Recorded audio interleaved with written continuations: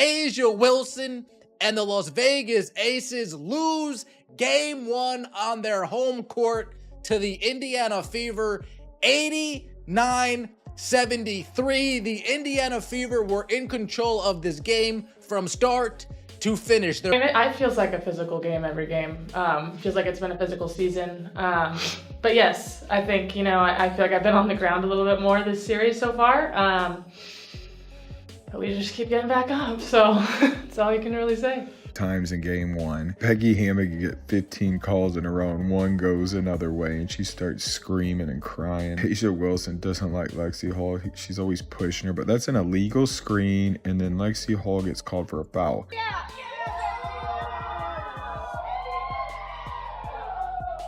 A late add to the injury report today. Just how are you feeling this morning with your back, and what do you have to do to be able to play? I'm feeling sore still, but I think just a lot of treatment, trying to get, our bodies as ready as we can be. Part of playoffs, I think, for everyone is it's the end of the season. Everyone's a little fatigued, everyone's a little sore. So just trying to go out there and do the best I can. A lot of treatment with our trainers. I'm really thankful for them to spend a lot of time with me today, a lot of time with me yesterday, getting me ready for tonight. What happened? They cut it to 8 and they get 4 fouls in a row. That was not a foul. That was not a foul. This is crazy. 4 consecutive fouls. So from 8, it goes to 13 really quick, and the rest was history. It looks like Howard got hit in the arm by 2 players. They don't call a foul. It was a shot clock. But the rest of the game were just a whole bunch of fouls being called, people flying. In Las Vegas, the Fever opened with a 16-point masterclass in control. By Game 2, the narrative flipped to a whistle-driven grind. 41 fouls, 16 in the third, halted Indiana's rhythm and favored the Aces' set defense. Aaliyah Wilson's line grabbed headlines, but Indiana's backbone showed elsewhere. Lexi Hull, a game-time call with a sore back, splashed 5 threes through heavy contact. Aaliyah Boston muscled 13 boards amid collisions that rarely drew the whistle. And Kelsey Mitchell, fresh off 34 in the opener, was squeezed by face guards and late clock traps. As the series shifts to Indianapolis, the question is whether tactics or tempo control the story, and how 17,000 voices might change what gets called and what gets let go. But that wasn't the whole story. The third quarter opened like a metronome. Whistle, walk, free throws, repeat. 16 fouls in 10 minutes shattered any sense of rhythm, turning reads and counters into isolated restarts. What should have been a stretch for pace and spacing became an exercise in remembering who had, how many fouls, and who could even contest without risking another call. Indiana's identity, flow into secondary actions, evaporated under the stop-start cadence. Handoffs lost bite, screens softened, and cuts arrived a half-beat late because everyone played with invisible handcuffs. Each time the Fever strung 2 good possessions together, the horn intervened, the Aces reset their shell, and the floor shrank. Las Vegas leaned into the new economy. With time to set the defense every trip, they crowded first touches, bumped cutters off routes, and dared officials to whistle a 48-minute parade. The payoff wasn't only at the line, it was tempo theft. Possession shortened into single actions for Indiana, while Vegas enjoyed full court control without needing live ball stops. Indiana tried to manufacture oxygen, quick entries to Boston, early threes for Hull, and short clock attacks from Sims, but momentum couldn't survive the fragmentation. By the horn, the scoreboard reflected less who executed and more who navigated the cadence. The message was clear. Until the Fever reclaim pace, every surge will be chopped into paperwork. Game 1 didn't just flip home court advantage. It rewired expectations. Indiana walked into a building where most assumed the 2-time champs would dictate terms, then won by 16 with poise that looked more veteran than upstart. The Fever's spacing stayed clean. Their decisions were early and simple, and their defense forced tough twos without paying in fouls. It wasn't loud basketball, it was controlled. Kelsey Mitchell set the tone. Her 34 weren't heat check heroics, they were disciplined answers to each Ace's adjustment. Catch and shoot when tags were late, one-dribble pull-ups when the chase was hot, and straight-line drives when the lane opened. Every time Vegas tried to amp the game, Mitchell lowered her shoulders and turned it into reads. That composure echoed across the roster. On the other end, Aaliyah Wilson saw a wall of contests and late help that turned routine finishes into labor. 6 makes on 22 attempts told the story. Indiana's length and timing forced her into a night where even clean touches came with bodies at the rim. The Fever didn't need bailout whistles. They defended without reaching, vertical at the point of contact, and lived with contested mid-range rather than panic rotations. Even with gripes about the whistle simmering online, the central takeaway after the opener was simpler than the discourse. Indiana executed. Vegas chased. The champs were always going to counter, but the bar had been set. Clean spacing, early decisions, no foul tax, which is why Game 2 felt less like a tactical chess match and more like a change to the rulebook mid-series. And that's where the physicality turned from subplot into headline. From the opening possessions, contact wasn't an accident. It was the blueprint. Screens arrived a beat late and a shoulder heavy. Cutters were nudged off their routes, and hand fights lingered well past the catch. Freedom of movement became a suggestion, not a standard, and the first quarter established a baseline the officials never truly pulled back from. With that leash, the Aces crowded every first touch. Indiana's dribble handoff game turned tentative as bigs braced for bumps and guards hesitated into the trap. Instead of clean two-step sequences, pin down to pitch, pitch to drive, the Fever were forced into single-action possessions that ended in contested pull-ups or hurried kickouts. The whistle didn't just add free throws, it removed the connective tissue of Indiana's offense. The cadence favored Las Vegas. Stoppages let them set their shell, stack help at the elbows, and throw extra bodies at the lane without fearing scramble situations. When Indiana tried to slip screens or back-cut the pressure, hands were on hips, hips were on routes, and the call rarely followed. By the time the third quarter turned into a 16-foul avalanche, rhythm wasn't merely interrupted, it was replaced. Even post-game reactions told on the night.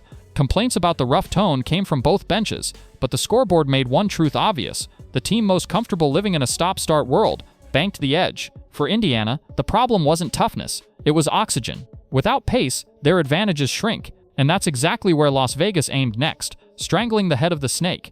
The mission was simple: erase Indiana's tempo at the source. After torching Game 1 for 34, Kelsey Mitchell met a different map in Game 2. Top blocks that cut off her pin downs, face guards that shadowed her off the ball, and early bodies at the nail to kill middle space before the catch. Every route she ran came with a bump. Every screen she used drew an aggressive hedge that funneled her into late clock choices. Vegas layered the pressure. On ball, they flattened angles with higher pickup points and chased over the top to take away the rhythm pull-up. Off ball, they sat on her inside shoulder to deny the first read and forced her into detours that burned time. When Indiana tried to free her with DHO chains, the big showed two to the ball. The weak side tag slid early, and the window for a clean rise and fire vanished. The effect rippled through Indiana's structure. Without Mitchell bending coverage, the Fever's second actions arrived slower and wider, turning crisp two-step sequences into isolated looks. Her touches skewed later in possessions, her dribble count climbed, and her shot quality dipped from early balanced attempts in Game 1 to contested, clock-chasing ones in Game 2. The box score drop wasn't a cold night, it was engineered scarcity. The counter menu is there. Ghost screens to shake the top lock, quick flips into Spain action to punish the show, flare to slips when the deny gets heavy, early clock drag screens to get her downhill before help is set, but none of it breathes without pace. Freeing Mitchell isn't just about a play call, it's about restoring the rhythm that makes those calls land. And while Vegas squeezed the head of the snake, Indiana's answer came from an unexpected place on the arc. Listed as a game-time decision after hurting her back in Game 1, Lexi Hull didn't coast, she challenged the temperature of the game. From her first stint, she absorbed contact on cuts, picked herself off the floor, and kept hunting the perimeter pockets Indiana normally finds in flow. Rhythm was scarce, resolve wasn't. The Aces targeted her body, she targeted the scoreboard. Hull's catch-shoot timing stayed compact, her base stayed square, and the ball kept leaving her hands before the defense could crowd the airspace. 5 threes later, tying a Fever playoff record, she'd forced Las Vegas to stretch a defense that wanted to live in the elbows and lanes. Each make wasn't just points, it was a pry bar opening the floor for everyone else. Her night read more like a medical chart than a highlight reel. Treatment, tape, collisions, repeat. But the production carried a message. If whistle cadence and rough play are the tax, Indiana will pay it and still cash out. Post-game, she described the soreness and the hours of treatment without drama, which only underscored the choice she made in real time. Keep shooting through the noise until the noise has to adjust. Yet the larger conversation skimmed past that grit, spotlighting an opposing stat line as the headline. That's fine. Hull's value was never about applause, it was about leverage, forcing longer closeouts, punishing helping guards, and keeping the scoreboard honest when other options were choked. And while she stretched the game sideways, the real fight was vertical, where Aaliyah Boston waded into a different kind of storm. For Aaliyah Boston, the paint wasn't a workspace, it was a collision site. Touches came with a forearm, rebounds came with a hip check, and verticality was treated like a suggestion. She still stacked a double-double, but every number wore a bruise. The problem wasn't effort, it was bandwidth. When each post catch becomes a wrestling match, your reads shrink from who's open to how do I stay upright. Las Vegas tweaked the geometry to make that fatigue compound. They dragged Boston into space with high horns and wide corners, then flowed into pick and pops and empty side drives that pulled her feet out of the lane just long enough for Aja Wilson or Jackie Young to attack against delayed help. When Boston sat deeper, the aces lifted a shooter to the slot and forced a longer stunt. When she stepped up, the slip was timed to hit the dotted line before the low man arrived. Indiana's usual counters, peel switches, early tags from the weak corner, and triangle rebounding struggled under the whistle cadence. Every bump risked another stop, so tags got timid and contests arrived a half step late. Boston still manufactured extra possessions with strong hands and second-effort boards, but the exchange rate felt unfair. 2 collisions for 1 rebound, 3 bodies for a clean contest. The blueprint to unclog her night is less about heroics and more about order. Win first contact with early seals before the help can swarm, flip the angle with inside-out duck-ins after a ball reversal, and force Vegas to show their hand with empty side actions that declare the help early. Most of all, get her touches before the defense is set. Drag screens into early post seals, not dead ball entries. Because when Boston's decisions start at her terms instead of through traffic, Indiana stops surviving the paint and starts profiting from it. When the game turned into paperwork, Odyssey Sims wrote in ink. Where possessions kept dying at the whistle, she manufactured breath with hard plants, tight crossovers, and mid-range pull-ups that didn't need elaborate staging. Her best sequences started before the defense could organize, hit-ahead catches into quick bursts, early clock drag screens, and one decisive move to create a clean window. In a night allergic to rhythm, Sims built her own. Vegas loaded the elbows to choke drives, but Sims beat the geometry with pace and angles. She refused the expected route, rejecting screens when the hedge crept high, snaking when the big showed, and using a late inside step to keep help on her hip. The result, 18 points that didn't just score, they stabilized. Every time Indiana risked a drought, she turned a half-broken action into something scoreable. Her minutes also solved a matchup math problem. With Kelsey Mitchell face-guarded and the DHO chain gummed up, Sims became the primary pressure valve. Indiana leaned on 1-5 and 1-4 actions, ghost screens with Hull to force switches, Spain twists to punish hard shows, and empty side drags to make the low man declare early. Even when the next whistle erased momentum, the tape showed a repeatable path. Get Sims downhill first, then let the rest of the offense flow off her gravity. The counter for Game 3 is straightforward. Start the clock on her terms. Early offense touches, stagger her with second units to keep a downhill threat on the floor, and park a shooter in the strong side corner to block help. If the aces overplay the point of attack, flip to quick flips and short rolls. Sims thrives hitting the dotted line passer on the move. And with Gamebridge behind her, each burst won't just be 2 points. It'll be a spark that carries to the next trip. Indianapolis changes the acoustics and the arithmetic. At Gamebridge, contact sounds louder, momentum lasts longer, and the dead air that fed Game 2's stoppages tends to vanish under 17,000 voices. That matters for a team built on tempo. Live ball rebounds become sprints, handoffs regain snap, and the first clean action can chain into the second and third before Vegas can load the elbows. It's not mystical, it's time and space created by noise and pace. Home also reframes the whistle. Officials still call what they see, but they don't call it in a vacuum. When Boston seals and the bump is obvious, the crowd narrates it in real time.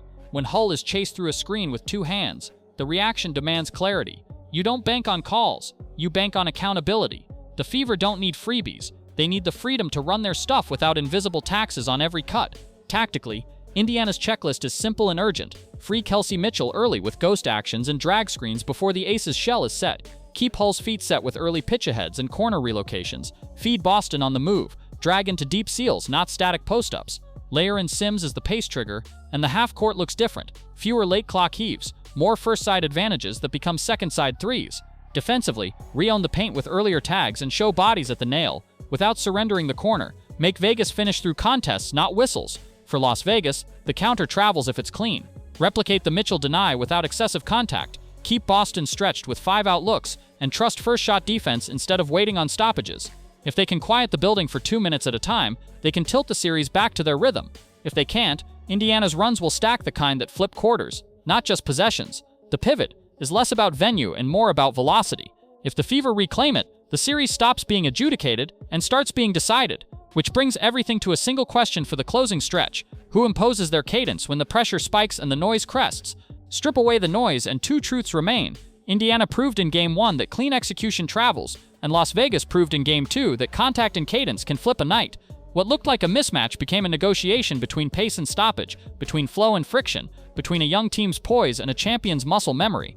This series isn't about hunger, it's about who controls the terms of engagement. For the Fever, the path is clear. reclaim tempo early, free Kelsey Mitchell before the shell sets, keep Lexi Hull's feet organized for catch and shoots, and feed Aaliyah Boston on the move instead of into crowds. Odyssey Sims remains the pressure valve that turns dead possessions into oxygen. Her downhill bursts are the bridge from first action to second side threes. Do those things, then let Gainbridge amplify the contact the cameras miss, and Indiana's edge looks like basketball again, not paperwork. For the Aces, the winning version is the clean one. Deny Mitchell with footwork instead of holds, stretch Boston without surrendering the glass, and trust first shot defense over whistles. They don't need chaos, they need discipline that travels. Anything less and the building will right the run for them. That's the hinge, cadence. If the game breathes, Indiana's reads stack. If it stalls, Las Vegas leans on control. If you're riding with the fever, let us know in the comments. Smash like and subscribe with notifications on so you don't miss the next breakdown, because the next 40 minutes will decide whether this series is remembered for what was called or for what was earned.